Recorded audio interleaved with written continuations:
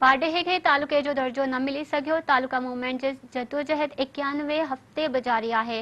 बाडेहे खे तालुके जो दर्जो ॾियारण लाइ हफ़्तेवार एहतजाज जे तसलसल खे बरक़रार रखंदे अॼु बि बाडेहे प्रेस क्लब अॻियां तालुका मूवमेंट जे डिप्टी कन्वेनरनि ज़ेब अली सारियो ऐं कामरेड कादर ब्रोही जी अॻवानी में शहरियुनि हथनि में बैनर ऐं प्ले कार्ड खणी एहतजाज कयो। एहतजाज मुज़ाहिरे में मुख्तलिफ़ फ़िक्र सां लाॻापियल शख़्सियतुनि दोदो देशी, अज़ीज़ ब्रोही, अली अनवर अस्करी, मुनव्वर नूनारी, नूर मोहम्मद बुलेदी, असगर सारियो, जुल्फ़कार कांधड़ो, मुमताज़ पंवर, शम्स पंवर, शहज़ादो लाखेर ऐं ॿियनि वॾे अंग में शिरकत कई। उन मौक़े ते ख़िताब कंदे मुक़ररनि चयो त असीं गुज़िरियल 2 सालनि खां लगातार न रुगो बाडेहे जे रोडनि रस्तनि ते निकितल आहियूं पर डोकरी, बाकराणी ऐं लाड़काणे समेत कराची ताईं मुख़्तलिफ़ शहरनि में एहतजाज कयो आहे।